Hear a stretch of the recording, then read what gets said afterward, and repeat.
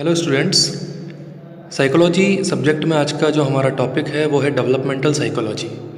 Developmental psychology का मतलब है कि जब एक बेबी माँ के यूट्रस में कंसीव होता है, उसके बाद जब वो जन्म लेता है और उसके बाद धीरे धीरे जो उसकी एज की जो स्टेजेस हैं उसमें ओल्ड एज तक किस तरह के साइकोलॉजिकल डेवलपमेंट उसके अंदर आते हैं, किस तरह के डिफरेंशिएशंस उसके अंतर्गत आते हैं। इमोशनल डेवलपमेंट है, साइकोलॉजिकल डेवलपमेंट है, उसका कॉग्निशन जो प्रोसेस है, वो सारे जो डेवलपमेंट हैं वो अपन डेवलपमेंटल साइकोलॉजी के अंदर पढ़ेंगे। इसमें हम देखते हैं the term development means a progressive series of changes that occur as a result of maturation and experience. Development जो वर्ड है इसका जो मतलब है वो होता है एक प्रोग्रेसिव सीरीज ऑफ चेंजेस, मतलब एक व्यक्ति के अंदर आने वाले परिवर्तनों की एक प्रॉपर एक प्रोग्रेसिव सीरीज दैट अकर जो कि होती है as a result of maturation, जैसे जैसे एक व्यक्ति मैच्योर होता है, एंड एक्सपीरियंस और उसको अनुभव मिलते जाते हैं। ये जो सीरीज चलती रहती है चेंजेस की, इसे हम डेवलपमेंट कहते हैं। Developmental psychology studies the developmental changes covering the life span from conception to death. Developmental psychology में हम जो स्टडी करते हैं वो मेनली डेवलपमेंटल चेंजेस होते हैं जो कि लाइफ स्पान का मतलब है एक व्यक्ति के कंसेप्शन से लेकर और उसकी डेथ तक के जो लाइफ के जो उसके चरण हैं, जो लाइफ के जो स्पान है, उसको हम देखते हैं कंसेप्शन टू डेथ। जब से वो माँ के यूट्रस में कंसेप्शन हुआ था, कंसीव हुआ था, और उसकी मृत्यु तक क्या क्या चेंजेज उसमें आते हैं, साइकोलॉजिकल चेंजेज जो उसमें आते हैं, उसको हम डेवलपमेंटल साइकोलॉजी में पढ़ेंगे। Life span is divided into various stages. ये जो लाइफ के जो स्पान हैं, ये जो स्टेजेस हैं, इन्हें अलग अलग स्टेजेस में रखा गया है, which are associated with specific age period, जिसका जो आधार है वो एक व्यक्ति की एज पीरियड पर है। मतलब किस एज में किस तरह के डेवलपमेंट साइकोलॉजिकल उसके अंदर आते हैं वो हम देखेंगे। वो कौन कौन सी स्टेजेस हैं, वो कौन कौन से एज पीरियड हैं, वो हम आगे देखते हैं।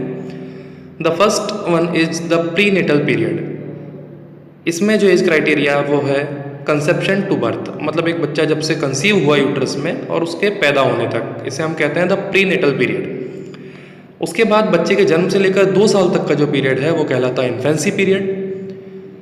बच्चे के 2 साल की उम्र से 6 साल तक की उम्र तक का जो पीरियड होगा वो अर्ली चाइल्डहुड स्टेज कहलाता है।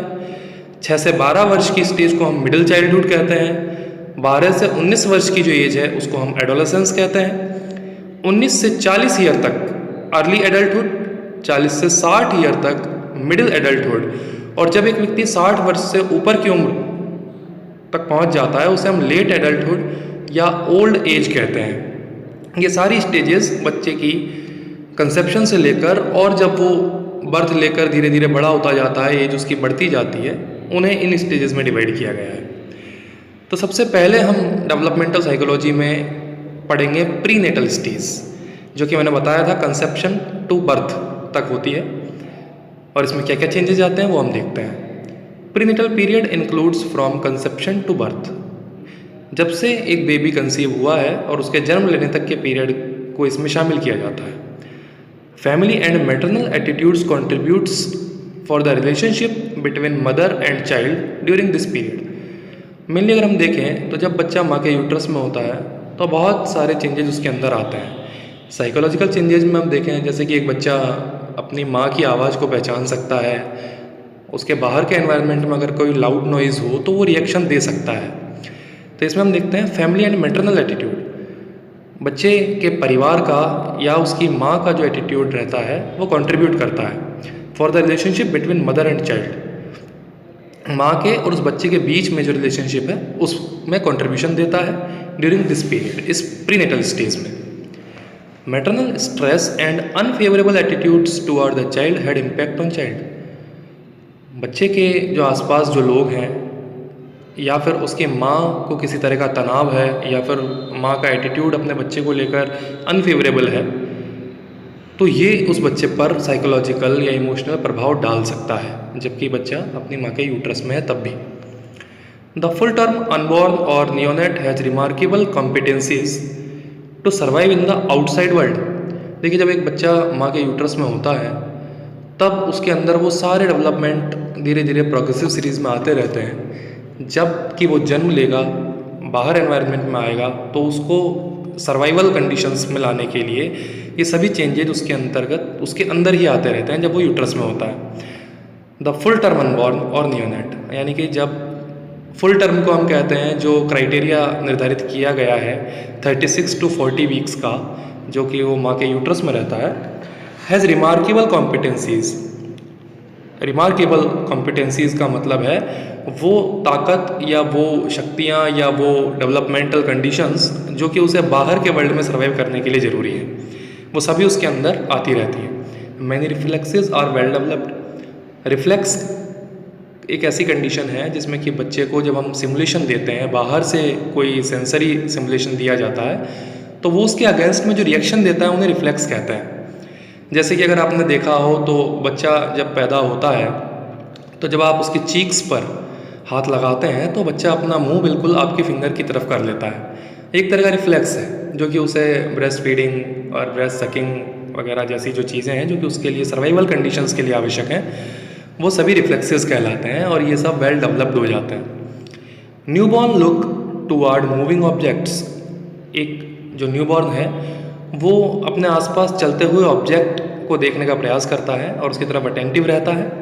And listen closely to the sound of voices, और उसके आसपास जो आवाज़ें आ रही हैं उन्हें वो क्लोजली सुनता है, स्पेशली देयर मदर्स वॉइस। इसमें सबसे ज़्यादा जो उसकी जानी पहचानी आवाज़ है वो उसकी माँ की होती है, which they heard during inside the वॉर्म। वो आवाज़ जो कि उसने जब वो यूट्रस में था तब भी सुनी थी, इसलिए वो जानता है, पहचानता है और उसकी तरफ अट्रैक्ट भी होता है और अपनी माँ को पैदा होने के बाद वो रिएक्शंस भी दे सकता है, क्योंकि ये आवाज़ उसके लिए जानी पहचानी है। ये प्रीनेटल पीरियड में उसके साइकोलॉजिकल डेवलपमेंट थे। अब हम देखते हैं इन्फेंसी कंडीशन में। इन्फेंसी कंडीशन में बच्चे को हम साइकोलॉजिकल कंडीशन में 2 साल तक का बच्चा देखते हैं। क्या क्या चेंजेज आते हैं वो हम इसमें देखेंगे। इन इन्फेंसी की कंडीशन में पर्सनैलिटी, उस बच्चे की पर्सनैलिटी तैयार होती है, उसका एटीट्यूड तैयार होता है। सोशल अटैचमेंट, अपनी माँ से, अपने केयर गिवर्स के साथ उसका अटैचमेंट इस कंडीशन में होता है। थिंकिंग, वो थिंक करना सीखता है। एंड लैंग्वेज, और लिंग्विस्टिक जो डेवलपमेंट है वो भी इसके अंतर्गत आता है। जैसे कि जब वो थोड़ा बड़ा होगा तो माँ माँ, दादा बाबा, इस तरह के कंसोनेंट्स वो बोलना सीखेगा। फर्स्ट टेक्स प्लेस, सबसे पहला स्थान इन्हीं सब डेवलपमेंट्स का है। सबसे पहले हम देखते हैं कि इन्फेंसी कंडीशन में फिजिकल डेवलपमेंट क्या क्या होते हैं बच्चे में। During infancy child makes considerable gain in height and weight. एकदम से बच्चे का वेट और उसकी हाइट इस कंडीशन में बढ़ते हैं। बिगिन्स टीथिंग, बच्चे के दांत आना शुरू हो जाते हैं, दांत निकलना शुरू हो जाते हैं। Develops sensory function, sensory functionings भी डेवलप हो जाती हैं। जैसे कि जब उसे कोई सिमुलेशन दिया जाता है तो वो उसके अगेंस्ट में रिएक्शन भी देता है। Begins to walk without support and talk, चलना शुरू करता है। जैसे कि हम इसमें साइकोलॉजिकल डेवलपमेंट पढ़ रहे हैं। मेनली फिजिकल डेवलपमेंट में बच्चा धीरे धीरे सभी चीज़ें सीखता है। शुरुआत में वो पेट के बल लेटना सीखता है, अपनी मसल्स को स्ट्रॉन्ग बनाना सीखता है। धीरे धीरे जब वो बड़ा होता है तो विद सपोर्ट बैठना सीखता है, फिर विदाउट सपोर्ट बैठना सीखता है, फिर सपोर्ट के साथ खड़ा होना सीखता है, फिर विदाउट सपोर्ट खड़ा होना सीखता है, फिर सपोर्ट के साथ चलना सीखता है, फिर बिना सपोर्ट के चलना सीखता है। ये सारी चीज़ें इसमें आती हैं। एंड टॉक का मतलब यहाँ पर कोई प्रॉपर सेंटेंस से नहीं है, कुछ शब्द जो कि वो बार बार सुनता है उन्हें बोलने का वो प्रयास करता है। In this stage child can capable of visual and auditory senses.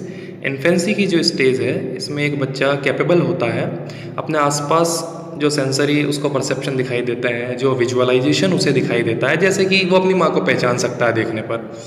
And auditory senses, वो आवाज़ें या वो वर्ड्स जो कि उसे बार बार सुनाई देते हैं वो उसके लिए ऑडिटरी सेंसेस का काम करते हैं। उन सेंसेस के अगेंस्ट भी वो रिएक्शन दिखा सकता है। They can react to loud noise, एकदम से बच्चे के पास अगर एक तेज आवाज़ आए तो वो उसके लिए रिएक्शन देता है। डिफ्रेंशिएट्स टेस्ट, 6 महीने की एज तक तो बच्चे को वैसे ब्रेस्ट फीडिंग पर रखा जाता है तो वो सिर्फ एक ही टेस्ट पहचानता है, लेकिन उसके बाद धीरे धीरे जब उसे दूसरी चीज़ें खिलाई जाती हैं तो वो टेस्ट में फ़र्क करना सीख जाता है। आपने देखा होगा कि यही वो एज है जिसमें कि बच्चे के लाइक्स और डिसलाइक्स भी डेवलप होते हैं। And senses of colour and form, colour में डिफ्रेंशिएशन, डिस्क्रिमिनेशन सीखता है। फॉर्म का मतलब है कि शेप है, साइज़ है, लेंथ है, इनमें डिस्क्रिमिनेशन करना वो सीख जाता है, धीरे धीरे रैपिडली सीखता है। Soon after birth they can voluntary control of movements. जैसे ही एक बच्चा पैदा होता है उसके अंदर मूवमेंट्स का वॉलेंट्री कंट्रोल आ जाता है, मतलब वो अपनी इच्छा के अनुसार कुछ मूवमेंट्स दिखा सकता है। Many of which are reflexive. जैसा कि मैंने आपको पहले बताया था कि रिफ्लेक्स क्या होते हैं। रिफ्लेक्स वो कंडीशन है जब हम बाहर से कोई सिमुलेशन बच्चे को देंगे और उसके अगेंस्ट में वो प्रतिक्रिया दिखाएगा। तो अधिकतर जो मूवमेंट्स हैं उस बच्चे के वो सारे रिफ्लेक्सिव होंगे।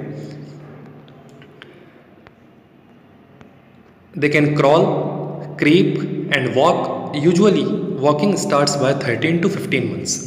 क्रॉलिंग का मतलब होता है बच्चे का अपने घुटनों के बल धीरे धीरे चलना, जैसे कि आप देखते हैं वो क्रॉलिंग कहलाती है। क्रीपिंग का मतलब है पेट के बल रेंगना। छोटे बच्चे ऐसा करते हैं तो आप देख सकते हैं ये फिजिकल डेवलपमेंट का हिस्सा है उनके।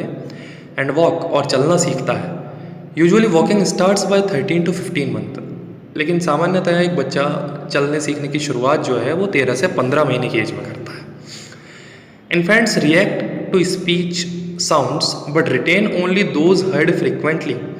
बच्चा आवाज़ों पर, लाउड नॉइजेस पर रिएक्शन तो दे सकता है, लेकिन उसके लिए जो मेमोरीज़ हैं वो मेमोरीज़ उन शब्दों की होगी, उन नॉइजेस की होगी, उन साउंड्स की होगी जो कि वो बार बार सुनता आया है। नेक्स्ट हम देखते हैं कि इन्फेंसी कंडीशन में कग्निटिव डेवलपमेंट कैसा होता है। कग्निशन में आप जानते हैं थिंकिंग है, मेमोरी है, अटेंशन है, परसेप्शन है, इंटेलिजेंस है, ये सब स्टेजेस आती हैं। इसमें हम देखते हैं in cognitive development infant advances including thinking, problem solving and memory. Cognitive development जो इन्फेंसी कंडीशन में होगा उसमें उस बच्चे की थिंकिंग डेवलप होगी, प्रॉब्लम सॉल्विंग अप्रोच डेवलप होगी। जैसे कि अगर वो किसी चीज़ से खेलना चाहता है और अगर उसके पास नहीं है तो वो कोशिश करेगा उसके पास तक जाने की। This is also a kind of problem solving approach. Memory मतलब जो कुछ चीज़ें वो देखता है, समझता है, सीखता है, करता है, वो सारी चीज़ें उसके मेमोरी में स्टोर होती चली जाती हैं। ये उसका कॉग्निटिव डेवलपमेंट है। After a few month of age infant can mentally group similar objects into a simple category. कुछ महीनों की एज के बाद जो बच्चा है वो ऑब्जेक्ट्स को आइडेंटिफाई करना सीखता है, उन्हें सिमिलरिटी में लाना सीखता है और उन्हें सिंप्लीफाई करता है। जैसे कि राउंड, स्क्वायर, सॉफ्ट और फ्लैट। उसे ये चीज़ों का एहसास होने लग जाता है कि कौन सी चीज़ गोल है या स्क्वायर है, वो महसूस कर सकता है, या सॉफ्ट है या फिर बिल्कुल फ्लैट है। इस तरह के कग्निटिव डेवलपमेंट उसके अंतर्गत आते हैं। Early in the first year infants appreciate object permanence. जैसे एक बच्चा 1 वर्ष की उम्र का होता है तो उसके अंदर ऑब्जेक्ट परमानेंस डेवलप होता है। ऑब्जेक्ट परमानेंस हम उस हर चीज़ को कह सकते हैं जिसे कि उसने देखा है लगातार, जिसे समझा है, जाना है, वो पहचानता है, तो उसके अंदर वो परमानेंट कंडीशन में आ जाते हैं, परमानेंटली स्टोर हो जाते हैं उसकी मेमोरी में। जैसे कि वो दूर बहुत सारे लोगों में खड़ी हुई अपनी माँ को पहचान सकता है, अपने केयर गिवर्स को पहचान सकता है, बहुत सारी आवाज़ों में कोशिश कर सकता है अपनी माँ की आवाज़ को पहचानने की। ये ऑब्जेक्ट परमानेंस कहलाता है। In infancy the child also have the language development. Infancy condition में बच्चे का लिंग्विस्टिक डेवलपमेंट होता है। जैसे कि जो बच्चा सुनता है, जैसा हमने देखा है कि छोटे बच्चे इस तरह के कॉन्सोनेंट हैं जैसे कि मामा, दादा, बाबा, लाला, पापा, इस तरह के जो डेवलपमेंट है वो लिंग्विस्टिक डेवलपमेंट कहलाता है। ये भी बच्चा कॉग्निटिव डेवलपमेंट में सीखता है। नेक्स्ट आता है सोशल एंड इमोशनल डेवलपमेंट। सामाजिक रूप से या उसका भावनात्मक रूप से किस तरह का विकास इन्फेंसी कंडीशन में होगा वो हम इसमें देखेंगे। Relationship between family members and caregivers are vital for social growth of infant. बच्चे के माँ बाप या उसके फैमिली मेम्बर्स का रिलेशन उसके साथ कैसा है, ये बहुत ज़्यादा महत्वपूर्ण है बच्चे के सोशल डेवलपमेंट के लिए। उसकी सोशल ग्रोथ इसी से होगी, क्योंकि जब बच्चा अपने घर में जिस तरह की चीज़ें देखेगा वो उसी तरह की कंडीशनिंग में आ जाएगा। इसलिए सोशल ग्रोथ के लिए बहुत ज़रूरी है कि बच्चे के माँ बाप और उसके केयर गिवर्स और उसके फैमिली मेम्बर्स की रिलेशनशिप उस बच्चे के साथ कैसी है। Infant exhibit many varieties of expressing.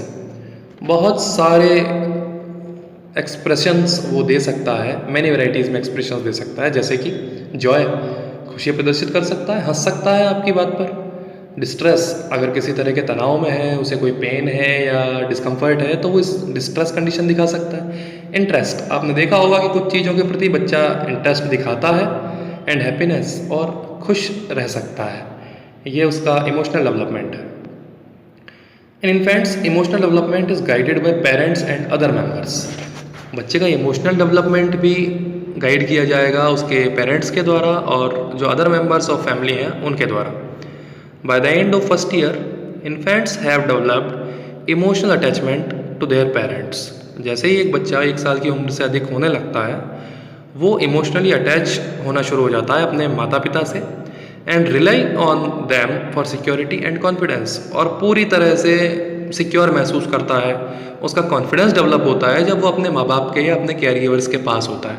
ये एक तरह की बॉन्डिंग है जो वो धीरे धीरे सीखता है। Secure and non secure attachments play a vital role in building confidence and trust. देखिए, बहुत महत्वपूर्ण बात है एक बच्चे के इमोशनल डेवलपमेंट की। अगर एक बच्चे को शुरू से सिक्योर्ड एनवायरनमेंट मिलता है, तो वो उसका ट्रस्ट और उसका कॉन्फिडेंस एक अच्छे लेवल पर होता है। लेकिन अगर बच्चा नॉन सिक्योर फील करे, तो उसका कॉन्फिडेंस और ट्रस्ट भी जो है वो मिसट्रस्ट में बदल सकता है। वो अपने माँ बाप पर ही भरोसा नहीं करेगा, उसे उस एनवायरनमेंट में सिक्योरिटी फील नहीं होगी। तो इसलिए माँ बाप का जो अटैचमेंट है बच्चे के साथ, उसके फैमिली मेम्बर्स का, उसके केयर गिवर्स का जो अटैचमेंट है बच्चे के साथ, वो उसके इमोशनल डेवलपमेंट में, जिनमें कि उसका कॉन्फिडेंस और ट्रस्ट बिल्डअप करने में बहुत अधिक सहायता करेंगे। तो आज के टॉपिक में हमने देखा इन्फेंसी कंडीशन और प्रीनेटल कंडीशन में किस तरह के साइकोलॉजिकल डेवलपमेंट होते हैं। इस पूरे टॉपिक में हमने एक चीज़ देखी है कि जब कंसेप्शन से लेकर बर्थ तक जो इन्फेंसी कंडीशन हमने पढ़ी है, इसमें अलग अलग एज के आधार पर बच्चे में अलग अलग तरीके के साइकोलॉजिकल डेवलपमेंट दिखाई दिए। इसके बाद आगे की जो कंडीशंस है, जिनमें कि early childhood, middle childhood, adolescence, early adulthood, middle adulthood, late adulthood और ओल्ड एज, इसमें जो साइकोलॉजिकल डेवलपमेंट होता है वो हम हमारे नेक्स्ट वीडियो में पढ़ेंगे। लेकिन सबसे ज़्यादा ज़रूरी है आप शुरुआत से, जो मैं पढ़ा रहा हूँ आपको, प्रीनेटल पीरियड से ही बच्चे के साइकोलॉजिकल डेवलपमेंट को देखते चलें, ताकि आप समझ पाएँ कि आगे के जो डेवलपमेंट होंगे उनका बेस यही रहेगा। Okay, thanks.